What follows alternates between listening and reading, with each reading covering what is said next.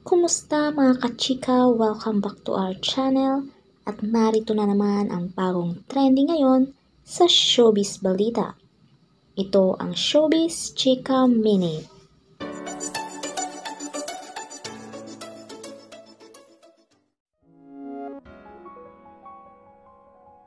Gusto mo rin tokin kita, hindi mo anak si Tyronia, wala kang karapatan. Ilang beses kitang kinausap, huwag mong tataasan ng boses yung anak ko. Pinaranasan niya kay Rob, ayoko maulit. Sinabi niya sa akin na ayaw niya sa'yo, hiwalayan kita, sinasabi ko sa'yo.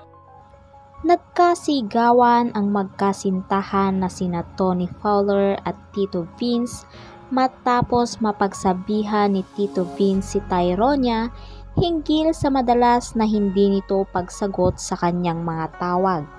Base sa viral video na kumakalat ngayon sa social media, ipinamukha ni Tony Fowler kay Tito Vince na hindi niya anak si Tyronia at wala siyang karapatan sa bata. Si Tony Fowler ay nakilala sa social media bilang isang YouTuber matapos niyang masangkot sa eskandalo kaugnay sa paghihiwalay ng aktres at social media star na si Jelay Andres at sa asawa nitong si John Gutierrez. Sa kabila ng kontrobersiya ay marami ang sumuporta kay Tony at ang naging karelasyon nitong si Rob Moya sa kanilang YouTube vlogs. Sa reality show na binabahagi ni Tony sa kanyang YouTube channel ay makikita ang pagsundo nila kay Tyronia sa paaralan.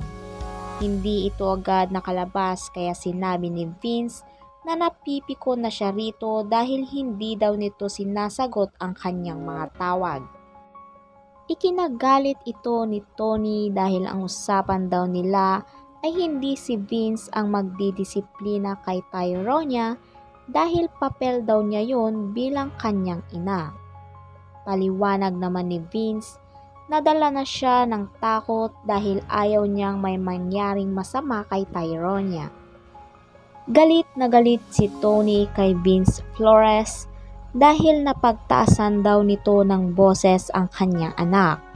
Umabot sa punto na sinabi na ni Tony kay Vince na handa siyang iwan ito pag hindi sila naging okay ng kanyang anak na si Tyronia.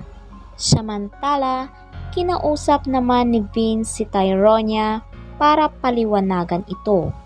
Naiyak ang bata nang sabihin ni Tony sa kanya na hihiwalayan niya si Vince pag hindi sila nagkaayos. Ayon kay Tyronia, ayaw daw niyang mawala si Vince dahil ito na ang tumayong ama niya matapos daw siyang iwan ng kanyang biological father. Gusto mo rin tokin kita, hindi mo anak si Tyronia, wala kang karapatan. Ilang beses kitang kinausap, huwag mong tataasan ng boses yung anak ko. Pinaranasan niya kay Rob, ayoko maulit. Sinabi niya sa akin na ayaw niya sa'yo, hiwalayan kita, sinasabi ko sa'yo. At ito ang latest update sa Showbiz Chika Minute.